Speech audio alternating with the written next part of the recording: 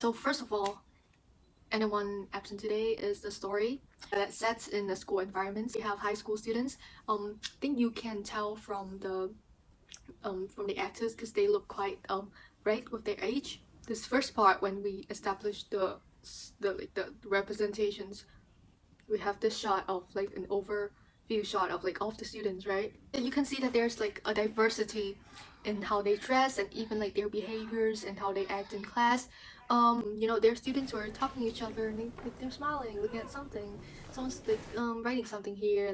There are also variations in what they wear. We have PE clothes, the shirt. Diversity in the classroom makes it interesting and also keeps it realistic too, considering this is what my classroom would look like as well as the other classroom. So it's completely normal. And at the start of this shoot, I just told everyone that okay, this is like a normal classroom shoot. Just do whatever you would do during the morning in homeroom, and this is what people came up with. So that's why it's natural, because I don't force them to like, hey, go study, or hey, drink water. Okay, let's start with our leads. Rachel. I describe Rachel as someone, a female high school girl, like a very ordinary, like very ordinary high school girl, a classmate that every class would have. She is friendly. Like if you say hi to her, she'll say it back. She'll say hi back with a smile. But she's not going to go to different groups and like say hi and like join their conversation. And in this film, I portrayed this like, and her best friend wave at her. She waved back and with a smile. So it's not like she's not like too cold that she just completely ignore him, and she's not like too happy that she's like, hello everyone, good morning. She's also like chill, like a very chill person, but she's serious. She's chill in the sense that can see that she's serious because So you're gonna borrow it again if I did? yeah, like okay, you're gonna borrow it again if I did. Yeah, but like she gives it to him anyway. Again, borrowing homework is it's a very typical thing that students do.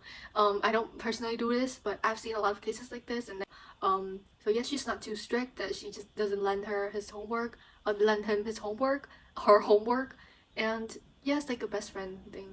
She is a perceptive person and like logical, and like I don't think that this nature of her is portrayed in this opening scene much.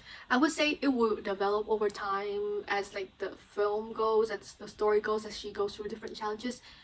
Because in the end, she's the last survivor, so there must be a reason why she survived, and it cannot solely be because people help her. Because you know, that's human nature. People help each other, but not that much. Like there's only so much people can help each other with. You're on your own, and if she survives to the end, a large part of it is her ability. It's unfortunate that I couldn't portray this, but yes, she looks around and she looks at the teacher. She has her suspicions, um, and I think the way that she talks and carries herself, um, she's a serious girl, and I think I like this portrayal. Try to like remove that stereotyping about like girls being sidekicks, girls being supporters, and like always being the one that is saved by the protagonist, which is not true because like we have different abilities and we have different ways of surviving. The portrayal of the male lead, who is Joshua, Rachel's best friend. So this guy, he's like the ENTP. Rachel's INTJ. She's an INTJ like me. Okay, so Joshua, he's an extrovert, yes, a social butterfly, like very cheerful, wide social circle, and like get hints from that his character. Oh, smiling all the time, like joking, like says in the cloud. Sometimes, for example, at the shot, he's just like playing with his hair and waving at Rachel's like, "Hi, best friend." And he Mike makes ate up like an mine. excuse. It's not You know, like I can have you heard control of his his diet. excuse? So you're gonna borrow it again if I did? Rachel said this. It's like habit of a habit of uh just like Joshua borrowing her homework. Mike ate mine. It's not like I can control his diet. And can you deduct who is this Mike person? So Mike is a dog. It's Joshua's dog, and it's my friend's dog. It's the name of my friend's dog. Personally, I'm not very keen on dogs. I don't. I always try to stay like a meter, at least a meter away from them. So it's like this moment is, I don't think it's too realistic. It's like I don't think normal people would do this, but despite, because this is Joshua's personality, it's like a fun moment to just establish his joking nature, and it's also like a self-preference thing, you know. Director Jewel cannot stay 1 meter within away from the dog. Yeah. Overall, I thought it was a funny scene, and like my friend thought it was too. So this is like a scene to establish more dynamics between these two characters since they're best friends, and we move on later. We can see more of his like character in terms of like kindness. So you can see here the fact that he is behind her, that he's running behind her. Because no, I'm not stereotyping, but it's true that men, they have like strength. It's just the natural, but men have like typically like strength stronger than female. It's like maybe their speed or their endurance. Females are more like flexible and stuff. So but this at this shot, so what you would expect is like Joshua running side by side with Rachel, or like running in front of her, since he would be more likely to be faster at running, but he's running behind her. So I think it's like more of like looking at her, if like that thing, the shuttlecock is coming at them. And suddenly, you know, can you see here that Rachel slows down to caught up to her, and like he tapped on her shoulder, and he notices that something's off about her.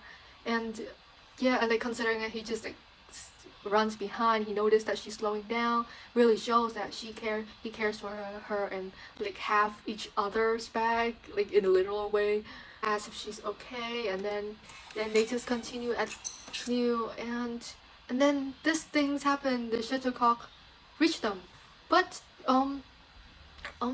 but this guy's like, he'll shout what out, and then instead of saving himself, he pushed Rachel to the side. So because maybe he noticed that the shuttlecock is aiming at Rachel, and you can hear this very loud, and that's when he fell. And maybe it's not even like a calculated move. It's just like family. It's like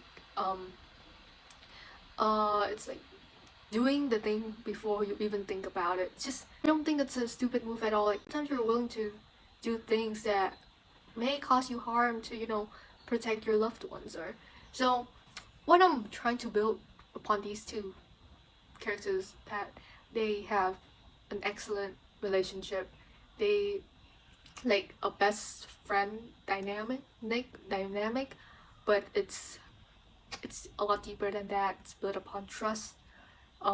It's mostly trust, because these two don't seem like they would have anything in common, like trusting each other and having each other's back in the difficult times when you need math or work, or in a life and death situation kind of stuff. So I think that building these two's relationship is like one of my priority, not in just the opening scene, but like if I were to make this into an entire film, I would focus on that too. Because there are a lot of misconceptions about friendship between male and female. Because you know, when we were filming this scene right here, this one, the notebook holding scene, it's like just like a very normal giving notebook to your best friend. Some of the background characters, like my friend, they say like, oh, this looks like a romance movie, and I was like, what are you talking about? Giving people's notebook, like, what's so romantic about it? And yeah, like it made me it made me think about like all of these thoughts, assumptions about female and male can't be friends. It's like it has to be like a romantic relationship. Like there's no such thing as a friendship between these two genders. And I am not sure, because obviously I don't have any experience in like these stuff. It's sad that everything that friendship has to be related to like romance and all of that stuff. Why can't it be like just trust and like just wanting the other person to be happy, and like, trust them, have their back, and then you know, vice versa. It's like a two-way relationship. It doesn't have to be love. I think it doesn't have to be like that, but unfortunately that's the conception in like modern society right now.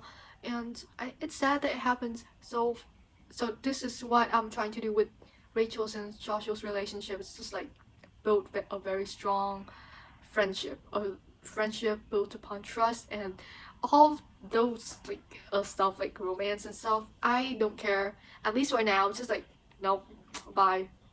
Right now, what we have is trust.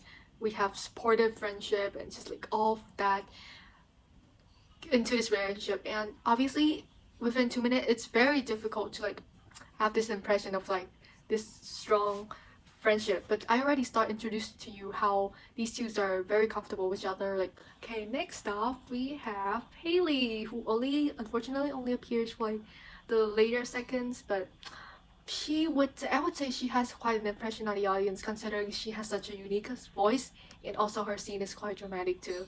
So yeah, this is what I built her from. So she is like also a female high school student. It's like a very positive, like has a bubbly personality, is very cheerful, almost similar to Joshua, but not too much. She's like stylish. She wears makeup to school. She's honest and sincere. Like the popular type to hang out with everyone. And, like people trust her. This is almost stereotypical, but not stereotypical at the same time. It's stereotypical in a way that girls like this are like built a lot in films, like popular girls, like friendly, bubbly. I've seen those a lot in anime and manga. Like these girls are like sometimes they are portrayed as like two-faced. So like in the front they're like super friendly, super nice, and like everyone loves her. And then in the back she betrays everyone. Yeah, like that. So I don't want to that negative thing. Can we just like build a positive person that who appears to be reliable and is reliable? It's a bit stereotypical too, considering like she's more like cheerful and like socializing. I think if you ask her what's her purpose of going to school is, it would be to like make friends and like to connect with people rather than to study. It's about her in the film. You can see, this is the spot where Rachel sits, right? And you know, if you watch the entire opening scene already, you can tell that Haley sits behind her. That's why she taps her on the back, on her shoulder. So at this spot, this is also blank as well. It's like you can't see anyone here. So it's just that she's not here yet. And you know, no, if so, playful type. This is a bit of like a stereotypical, and I think it fits with their personality. Is that they go to school a bit later than normal people because they have to like put on the makeup and like just like, prepare your appearance and then just like and like there's just no point in going to school early. Yeah, I think that's what their mindset's going to have. And yeah, you can tell here from the scene here very clearly she's not here yet. The scene too, to see her, start to hear her, but she's lying on the table. She's like writing something, right? This one just And this is a bit a shallow depth field, so you can't really see what she's writing. But like I don't see anyone. the way that she moves the pencil and it changes the direction. It's like drawing something, which actually she is doing that, by the way. So she doesn't look like the type to be like serious in class, like bubbly, like it's very cute. And hey, do you have lip balm? Even though her lips are full of lip gloss. No, I'm just kidding. Oh yeah, it's like I left mine at home. I left mine at home. It's like very cute. So overall, you get to see this character who is like the stylish girl. She's like has like a bubbly voice and like she's kind of cute. She's like seems a bit distracted too. So I think that's a stereotype. It's like so like pretty girls in movies they're like slack off in the studies and like always socialize and are popular, but they are not focused on their studies. And you know, Haley is quite similar to everyone in the grades, but I don't want to make her like two-sided. So like she's honest and she's a trustworthy person and like she the fact that she doesn't focus on her studies, it's just the different variations of students. Like not every student must focus on their studies. I am not promoting the fact that you should slack off on your studies. It's just what I've learned through the years is that people have different priorities and you know they have different routes for them, and studying is like one of the most common one, and that's why what our parents and like just life in general directs us to. But it doesn't have to be necessarily like the only way. And you know they have their hobbies, maybe like it's math class and like she's not like really keen on math, and she doesn't want to pursue math anyway. So like people in general, people have different priorities, they have different interests, and they will be successful in their own way. But the message that I just mentioned earlier, I think it's like will be one of the message of anyone absent today too, is that we as humans are different, and we have priorities, we have preferences, we have interests that are very different from each other, and that is fine. And as long as you respect that, boundary. Everyone's just busy with their lives and working and just trying to be the best version of yourself. This is just another characterization. I think it's more realistic than portraying like a two-sided person. It's like no one is necessarily the antagonist in this film. You haven't seen the antagonist, right? They haven't appeared yet. The students don't necessarily have to fight each other to survive. I think it's a bit of a negative mentality to be like competing for whoever stays behind. Like just helping each other, helping others out, so like everyone can escape the situation and they can all go home. It's just this, yeah, and promoting the positive aspects of school. School is a rough place. That's why this film starts in the first place. Because you know I want a lot of portrayal of the very stressful school environment. There are a lot of things to say in a school environment, and especially because I am in the one, I still have very vivid memories of like school and all of the problems and all of the fun things. And I think that having anyone absent today in the school environment really brings out that more of like a realistic verisimilitude.